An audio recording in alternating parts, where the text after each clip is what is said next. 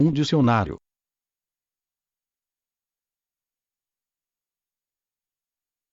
A sua contínua auto-humilhação perante o homem levou a mulher a empregar uma linguagem secreta na sua presença, linguagem essa que elas percebem, mas que não é acessível ao homem, porque este a interpreta à letra. Seria, portanto, muito útil que ele obtivesse o código e adquirisse uma espécie de dicionário que pudesse consultar e traduzir para a linguagem corrente qualquer dessas frases, quando as ouvisse. Eis alguns exemplos. Original com a respectiva tradução na linguagem masculina. Código. Um homem tem que saber proteger-me. Texto decifrado. Um homem tem que saber proteger-me de incômodos. De que havia ele de proteger uma mulher? De ladrões. Da guerra atômica? Código. Quero sentir-me segura junto de um homem. Texto decifrado. Por amor de Deus, ele que não me venha com preocupações de dinheiro. Código. Tenho que poder levantar os olhos para um homem. Texto decifrado. Para que um homem me possa interessar, tem que ser mais inteligente, mais consciente das responsabilidades, mais corajoso, mais forte, mais aplicado do que eu, se não fosse assim que havia eu de fazer com ele. Código. Desistiria imediatamente do emprego se o meu marido exigisse. Texto decifrado. Logo que ele tenha dinheiro suficiente, nunca mais trabalharei. Código. Nada mais desejo que vê-lo feliz. Texto decifrado. Farei os maiores esforços para que ele nunca repare como eu exploro. Código. Quero tirar-lhe todas as pequenas preocupações. Texto decifrado. Farei tudo o que estiver ao meu alcance para que nada o impeça de trabalhar. Código. Quero existir somente para ele. Texto decifrado. Nenhum outro homem terá autorização de trabalhar para mim. Código. Passarei a viver só para minha família. Texto decifrado. Nunca mais farei nada na vida. Ele que se esforce. Código. Não concordo com a emancipação feminina. Texto decifrado. Não sou louca. É preferível fazer com que um homem trabalhe para mim. Código. Ao fim e ao cabo vivemos no século da igualdade de direitos. Texto decifrado. Ele que não pense que me pode dar ordens só porque ganha o meu dinheiro. Código. Nessas coisas sou terrivelmente desajeitada. Texto decifrado. Isso é um trabalho que ele tem que me tirar. Para que existe ele senão para isso? Código. Ele sabe simplesmente tudo. Texto decifrado. Ele até pode ser usado como enciclopédia. Código. Quando as pessoas se amam verdadeiramente, não é preciso logo uma certidão de casamento. Texto decifrado. Ele está ainda um pouco renitente, mas na cama já o farei mudar de ideias. Código. Amo. Texto decifrado. Ele é uma máquina de trabalhar de primeira classe. Essas frases, porém, só são ditas pelas mulheres, diretamente a um homem, ou quando ele possa estar a ouvir. Quando estão entre si, as mulheres falam dos homens, se é que o fazem, com toda a normalidade. Mais ou menos assim como se falassem de coisas, ou como se trocassem informações relativas a um aparelho doméstico, de cuja utilidade todas estão, de resto, convencidas. Quando uma diz: já não posso usar este casaco ou este chapéu porque o meu namorado não gosta dele, a invocação do namorado não está ligada a nenhum valor sensível, quando muito a invocação do chapéu ou do casaco. Ela quer dizer apenas: está bem, eu faço-lhe esse favor, de resto ele faz tudo o que eu quero. Quando as mulheres falam umas com as outras acerca das condições em que se decidiriam por determinado homem, não dizem, com certeza, que ele teria que ser um em relação ao qual elas se sentissem inferiores, ou um que as protegesse. Um palavreado desses provocaria gargalhadas, ou para quem pudessem levantar os olhos. Mencionam talvez que prefeririam um homem com esta ou aquela profissão. Profissões substituem nível de ordenado, futuro garantido para a viúva, a possibilidade de pagar prêmios elevados de seguros de vida. Ou dirão: o homem com quem eu casaria teria que ser alguns anos mais velho, ser mais alto, pelo menos, meia cabeça e mais inteligente do que eu. Isto quer dizer, apenas, o seguinte: nota-se menos e parece mais natural um ser humano um pouco mais velho, mais inteligente e mais forte proteger outro mais jovem, mais pequeno e mais estúpido. As mulheres são pobres de sentimentos. Existem muitas formas e variantes de métodos de amestração feminina, e levar-nos-ia muito longe indicar um em particular. Detenhamo-nos, contudo, mais pormenorizadamente em dois deles que são relativamente inofensivos: o das boas maneiras do homem e o que tem por objetivo a repressão das suas emoções. Todo homem que quiser ter êxito junto das mulheres, e qual deles não o quer, terá que possuir, se possível, outra aptidão além de inteligência, orgulho, aplicação e perseverança. Tem que saber como se deve comportar diante de mulheres. Há para esse efeito determinadas normas que as mulheres inventaram expressamente com essa finalidade. São as chamadas boas maneiras. Elas impõem que todo o homem que se preza tem que tratar qualquer mulher, em qualquer altura, como uma rainha, e que, por seu turno, toda a mulher que se preza tem que dar ao homem a oportunidade de a tratar, seja em que ocasião for, como uma rainha. Evidentemente que uma mulher sempre casará com um homem se ele for rico. Se ela, no entanto, puder escolher entre um homem rico com más maneiras e outro, igualmente rico, com boas, optará naturalmente pelo último. Porque a observância das regras das boas maneiras assegura-lhe que entrou de tal maneira no sangue e na carne desse homem o valor ideal da mulher, através de uma série adicional de modos de comportamento condicionado, que, mais tarde, quando ela se tornar para ele menos atraente, esse valor já não será mais posto em dúvida. Tornamo-nos alegres quando nos rimos, dizem os psicólogos, ou a fé vem com rezar. Isso é correto, mas só se aplica ao homem. Quando ele trata a mulher como um ente superior, ela torna-se para ele um ente superior. As mulheres podem discernir muito melhor entre verdade e teatro. As boas maneiras não são, como os outros atos de amestração, formas de condicionamento alicerçadas na psicologia profunda. São inculcadas nas crianças relativamente tarde e são desse modo muito facilmente reconhecíveis como medidas de exploração feminina. É realmente um mistério como é que truques tão velhos ainda hoje conseguem obter êxito. Que descaramento é necessário para uma mãe dar os seguintes conselhos ao seu filho adolescente quando ele vai pela primeira vez ao teatro com uma jovem: você pega o táxi, apeia-se, dá a volta ao carro, abre a porta e ajuda ela a apear-se, conduza ela a escada acima, dá-lhe o braço ou, se não houver espaço suficiente, vai atrás dela para que ela, caso escorregue, não caia, abre-lhe as portas, ajuda a ela a tirar o casaco, leva o casaco ao bengaleiro, arranja-lhe um programa, vai à frente e abre-lhe caminho por entre as filas, no intervalo convida ela para um refresco. E assim por diante. A este propósito não podemos perder de vista os tormentos que o teatro já representa para o homem, por ser um gênero de arte ultrapassado e porque, praticamente, todas as peças exibidas, como a maior parte da vida cultural, genericamente falando, estão falhadas para o nível intelectual das mulheres. Ele pressente que tanto ele próprio como todo o aparato de lacaios, composto de intendentes, atores e diretores que lá esperam só existe para lhe proporcionar, a ela e a sua clique, um lugar em que podem festejar as suas orgias imbecis, que consistem em exibir, umas perante as outras, as suas grotescas mascaradas, tendo como figurantes homens trajados de preto. O aspecto mais frívolo das boas maneiras consiste na obrigação que o homem tem de assumir o papel de protetor. Isso começa muito inocentemente quando ele sobe as escadas atrás da mulher e caminha do lado de fora da calçada e termina com a convocação para o serviço militar e para a guerra. Quando a situação exigir, diz uma das regras de comportamento, o homem terá que livrar a mulher de maçadas mesmo com o sacrifício da sua vida. Logo que atingir a idade suficiente, seguirá essa regra sem refletir sobre ela. A amestração ultrapassou-a muito. Em qualquer catástrofe salvará primeiro mulheres e crianças, antes de pensar em si próprio. E até, mesmo que perca a vida. Não existe, todavia, qualquer razão válida para que os papéis não pudessem ser invertidos.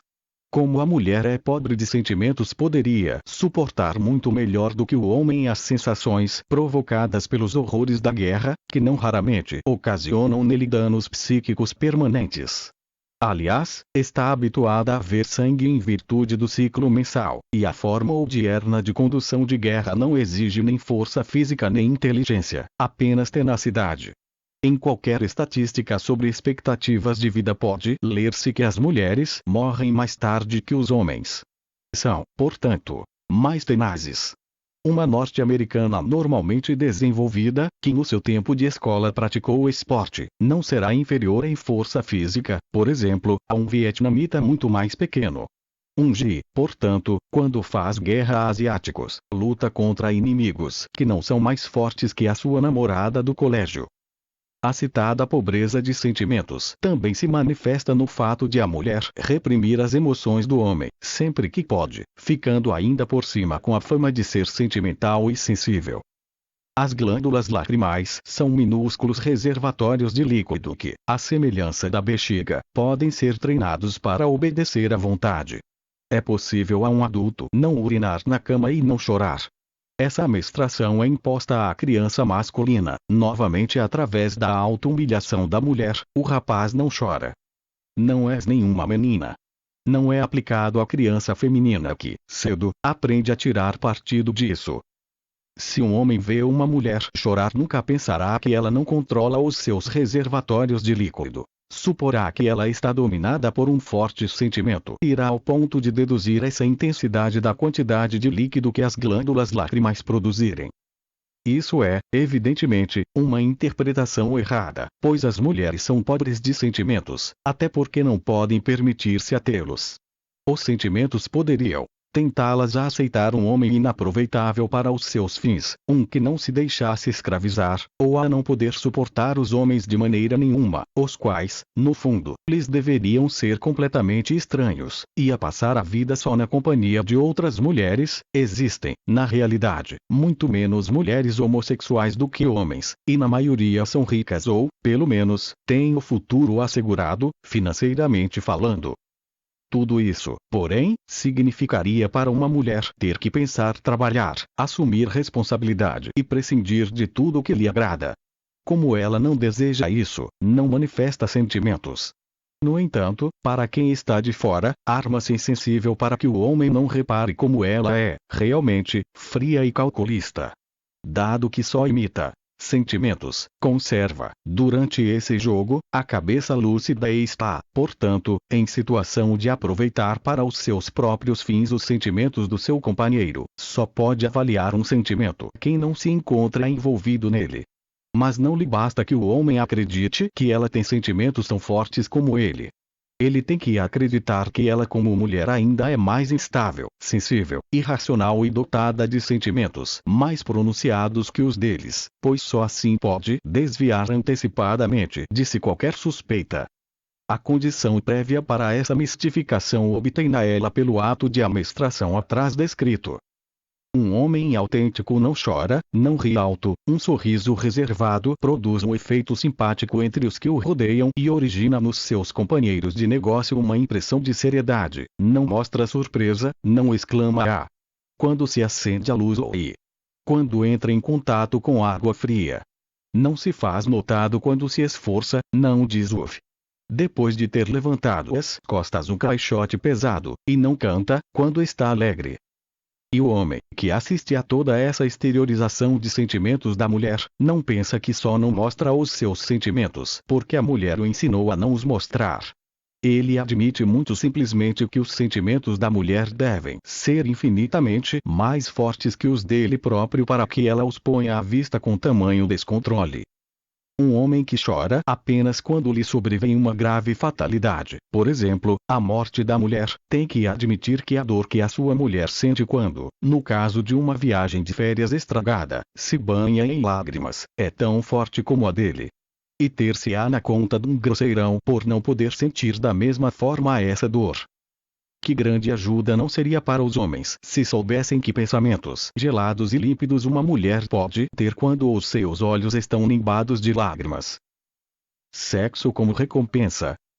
Todos os adestramentos se resumem ao princípio do pão com açúcar e chicote.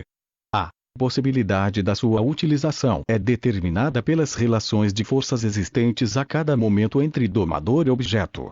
Verifica-se, contudo, mesmo na domesticação de criancinhas, uma certa tendência a favor do pão com açúcar, que tem a vantagem de conservar a confiança infantil nos pais. As crianças continuam a vir ter com os pais para lhes contar os seus problemas e tornam-se desse modo muito mais facilmente manobráveis do que se tivessem sido espancadas. Se um golfinho aprisionado faz uma habilidade bem feita, o domador lança-lhe um peixe. O golfinho está dependente da comida e, para receber, faz o que dele se exige.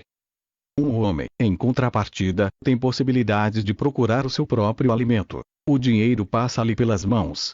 Ele seria, pois, de certa maneira, incorruptível, se não tivesse uma outra necessidade forte, cuja satisfação não consegue por si. A necessidade de contato físico com o corpo de uma mulher. Essa necessidade é tão forte, e ele experimenta um tal prazer ao satisfazê-la, que é talvez esse um motivo mais forte para sua submissão às mulheres. Sim, o seu prazer pela falta de liberdade talvez seja apenas uma faceta da sua sexualidade. Ele precisa de satisfazer essa necessidade e a base da economia continua a ser a troca. Quem exige um serviço, tem que oferecer algo que possua igual valor. Sucede que os homens elevaram a preços de loucura a utilização exclusiva da vagina feminina. Isso torna possível à mulher uma exploração levada ao extremo, exploração essa que deixa a perder de vista o sistema capitalista mais conservador. Não há homem nenhum que escape. E como o fenômeno mulher é antes de mais nada sociológico e apenas secundariamente um fenômeno biológico, nem sequer os homossexuais podem furtar-se à exploração. O companheiro mais passivo descobre a breve trecho a sua capacidade de manobrar o mais forte e assume o papel de explorador. A mulher, agindo em conformidade. Ser feminino significa ter um instinto sexual mais fraco. Da mesma maneira que as mulheres não podem permitir-se grandes sentimentos, também eles prescindem de uma libido pronunciada. Como se explicaria que uma jovem se negue ao seu namorado continuando, no entanto, falar-lhe de amor? Seguindo os conselhos da mãe, a mulher reprime-a, agora no tempo da puberdade, no interesse do capital que mais tarde isso vai representar para ela. Antigamente, a noiva valiosa era virgem. E ainda hoje uma moça com poucos namorados, é considerada mais valiosa do que uma com muitos. A castidade do homem nunca teve qualquer valor, como as mulheres não se interessam por ele, também não ligam qualquer importância à sua castidade. Por essa razão, um jovem nunca poderá ser viciado por uma mulher, apenas seduzido. Um homem que faz o mesmo com uma menor é um criminoso sexual para o qual a população feminina exige a penitenciária. O homem também poderia, à semelhança da mulher, condicionar o seu instinto sexual, desde que começasse suficientemente cedo. A prova está nos monges que podem viver à vontade sem atividade sexual. Ninguém afirmará, a sério, que esse grande grupo de homens seja constituído por eunucos. Mas em vez de aprender a reprimir o instinto sexual, o homem deixa fomentá-lo sempre que é possível, pelas mulheres, evidentemente, pois são elas as mais interessadas na sua libido. Enquanto o homem está sempre vestido de modo a que o seu aspecto nunca provoque excitação sexual no outro sexo, a mulher começa logo aos 12 anos a enfeitar-se para o engodo. Salienta a curva dos seios e das ancas com vestidos cingidos ao corpo. Chama a atenção para o comprimento das pernas e a forma da barriga das pernas e das coxas usando meias transparentes, pinta os lábios e as sobrancelhas dando-lhes um brilho úmido, pinta o cabelo em cores luminosas. Tudo isso com o único objetivo de excitar o desejo do homem pelo prazer sexual. Oferece-lhe a sua mercadoria, tão livremente como se estivesse numa vitrine e como se fosse necessário transpor apenas uma distância insignificante para a possuir. Não admira nada que o homem, colocado em estado de permanente excitação sexual por essa proposta de compra, tão sem rodeios, não tenha outro pensamento senão o de ganhar dinheiro para poder adquirir mercadoria tão sedutora. Porque sem dinheiro, ou, pelo menos, sem dinheiro em perspectiva, nenhum homem consegue uma mulher, e, portanto, sexo. Há, por certo, nas relações entre os dois sexos o negócio a crédito. Quer dizer, a mulher, em certas circunstâncias, enquanto o marido ainda estiver aprendendo uma profissão, estará disposta a ganhar seu próprio sustento e, já então, a pôr o corpo à disposição dele, quase como adiantamento em relação ao que ele lhe proporcionará no futuro. Mas nesse caso, os juros são correspondentemente altos. A profissão que o homem estiver aprendendo deve ser muito bem remunerada para que o investimento da mulher valha a pena. Normalmente, a regra geral é a seguinte: a mulher é tanto mais cara quanto mais agradam seus caracteres sexuais secundários. É por essa razão que o homem nunca deve ficar deprimido encontra outro com uma mulher particularmente atraente, mas, sim, deve pensar a que ponto essa mulher fica cara ao pobre homem. Em todo caso, seria mais econômico para o homem satisfazer o seu instinto sexual com prostitutas em vez de se precipitar no casamento com prostitutas, no sentido convencional. A rigor, a maioria das mulheres pertence a esse grupo. Mas, como o homem também nesse caso age segundo o princípio do rendimento do trabalho, para o qual foi domado, considera como inferior o sexo pelo qual não paga muito. O seu prazer é tanto maior quanto mais cara é a mulher com quem dorme. E quando não consegue de outra maneira a mulher que deseja, ou se não vê outra possibilidade de a conservar, oferece o preço mais alto e leva ao altar. Por esse motivo, bem podem as mulheres tolerar a prostituição pública. Desconhecem o ciúme no sentido que o homem lhe dá, de vez em quando fazem-se de ciumentas e só para lisonjear o marido, e, por isso, não lhes faz diferença alguma pronunciarem-se a favor dos prostíbulos. Tampouco se importam de ignorar os amores extraconjugais dos companheiros ou perdoá-los, caso se tornem demasiado evidentes. Quantas mulheres ficam junto dos maridos, quando as enganam, e como é raro suceder o contrário. Sim, a mulher, no fundo, nada mais deseja que o homem cometa adultério, porque uma consciência atormentada ou um sentimento de gratidão pela tolerância garantem-lhe benefícios adicionais. Porém, o que elas preferem mesmo é que esses amores extraconjugais se realizem sob seu controle. Troca de parceiros ou práticas sexuais em grupo significam para uma maioria crescente de mulheres a possibilidade ideal de neutralização da fantasia sexual dos maridos. Essa modalidade de relações extraconjugais é grátis. O dinheiro para as prostitutas vai sair do orçamento caseiro, e não envolve perigos para a saúde. Como os participantes se conhecem, são em geral mais bem observadas as regras de higiene, do que quando o homem frequenta bordéis anônimos. Doenças contagiosas são a única coisa que as mulheres têm a recear das aventuras sexuais dos seus maridos. Que ironia, que os homens mostrem tanto desprezo precisamente pelas prostitutas normais, já que elas pertencem àquele reduzido número de mulheres que admitem francamente ganharem dinheiro com o aluguel de determinada abertura do seu corpo. Prostituta, atriz, cantora, dançarina, modelo fotográfico, são profissões não exercidas pelos homens. Mas enquanto a atriz, a cantora, a dançarina, o modelo fotográfica trabalham com rede, a rede é o homem que as ampara quando se cansam da profissão. A prostituta não tem qualquer proteção. Se cansa, não há ninguém que esteja à espera dela nesse momento, e não existe na nossa sociedade homem nenhum que se deixasse explorar por uma ex-prostituta como por uma ex-manequim. Também as mulheres desprezam as prostitutas vulgares, mas por outro motivo. Desprezam-nas por causa da sua estupidez.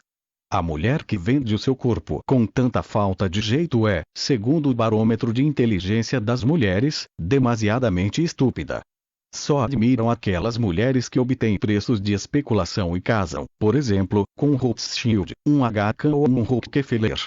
A ideia de profissão suja só foi construída para intimidar os homens que um dia talvez viessem sabe-se lá, a fazer comparações. O princípio fundamental de sexo como recompensa é igual em todas as mulheres. Apresentam-se ao homem acentuando os seus encantos, tornam-no lascivo, e quando ele exibe, muito compenetrado, as pequenas habilidades para que foi amestrado, elas se entregam a ele como recompensa. E como estão constantemente a provocá-los, eles estão constantemente a precisar dessa recompensa. Só homens de diminuta potência sexual é que podem permitir-se ao luxo de longas abstinências, dependendo da recompensa apenas esporadicamente. O homem de libido desenvolvida tem de ser mais dócil ainda do que qualquer outro. O homem novo, dinâmico, empreendedor, enérgico, capaz de se entusiasmar, tão desejado por todos os setores da economia, não é mais que um psicopata fatalmente dependente do sexo cujos objetivos em relação a mulheres são muito ambiciosos. De resto, que outra coisa senão a recompensa por uma mulher levaria a esse jovem dedicar-se com tanto entusiasmo à venda de qualquer artigo de marca, enquanto, do lado de fora da janela do seu escritório, espera por ele um autêntico mundo de aventuras interessantes? O seu instinto sexual é tão forte que o faz prescindir de tudo para comprar uma mulher com o dinheiro ganho com tanto sacrifício. É certo que ele chamará essa mulher a sua aventura, mas ela nunca conseguirá substituir o que perdeu. Quando do seu encontro com uma mulher, tudo correrá de acordo com o rígido sistema de oferta e procura, que obedece a regras fixas e onde as surpresas são raras. A velha ideia que o destino da mulher é a sua anatomia é uma grande verdade, na medida em que por destino se entende algo de positivo. No sentido negativo de destino, essa opinião, hoje em dia, aplica-se de preferência ao homem, porque, enquanto a mulher tira proveito das suas particularidades anatômicas sempre que pode, ele fica sempre escravo das dele. A ereção do pênis é tão grotesca para a mulher, a ponto de ela achar impossível que tal aconteça, da primeira vez que ouve falar nisso.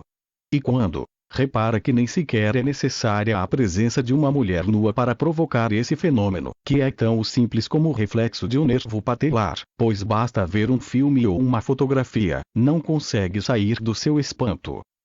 Não deve ter existido nada mais absurdo que a alusão freudiana da inveja do pênis. O membro masculino com os testículos são para a mulher apenas algo de supérfluo no corpo do homem, de resto tão jeitoso e tão arrumado. É como se fosse algo a mais, quase extravagante. Ela não compreende como é que o pênis não desaparece no corpo do homem, depois de usado, tal como uma antena de rádio.